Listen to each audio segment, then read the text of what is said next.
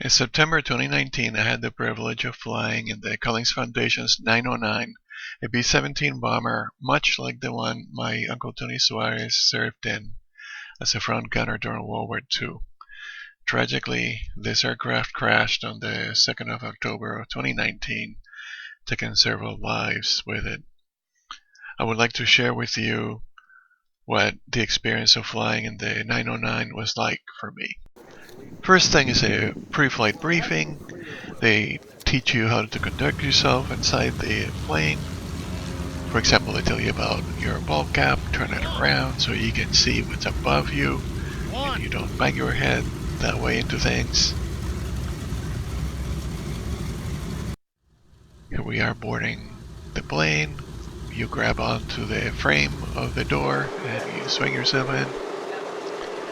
At this point we're sitting inside the waist of the plane, looking forward, looking out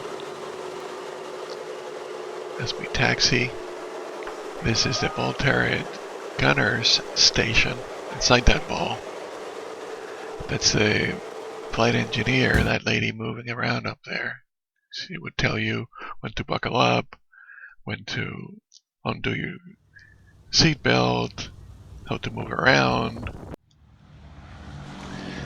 Here's the 909 up in the air.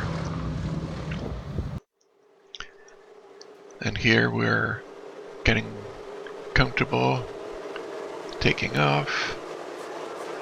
Those are wires that control the flying surfaces of the plane, and many times you're bouncing around inside the plane and you feel like grabbing onto something, and those wires always seem to be in the way. Like you want to hold on to them and you can't. Here we're in the sunroof of the plane. This would normally be covered in plastic, but they just remove it, and it's a lot of fun. You have to be careful with your glasses, they can fly right off your head. But it's pretty thrilling to look out. This is looking out onto the city of Salem, Massachusetts. This is the Bombardier Station, and this is where my Uncle Tony would sit. He was the front gunner, and he was also the one who operated the bomb bay doors, and he would release the bombs on the plane. These are the machine guns that he would operate. And here I'm sitting at the Bombardier's seat. So you can see there's nothing protecting you other than a thin piece of plastic out there. The engine propellers are right there, very close to the fuselage of the plane. These are machine guns all over the place. Here we have movement of folks inside the plane, which is somewhat complicated. There's not a lot of room to maneuver in there. At this point we're flying over the town of Rockport, which is where we would eventually turn around. Here we're looking towards the back of the plane.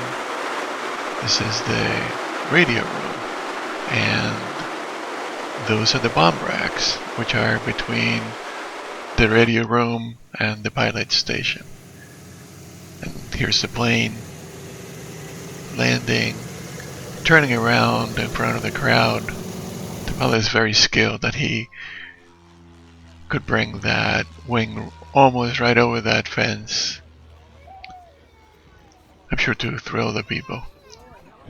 When you get out of the plane, you feel so privileged to have been part of this. And this guy, look, he's so euphoric. He loved it. And this is me, I was the last one out, and just loving the experience.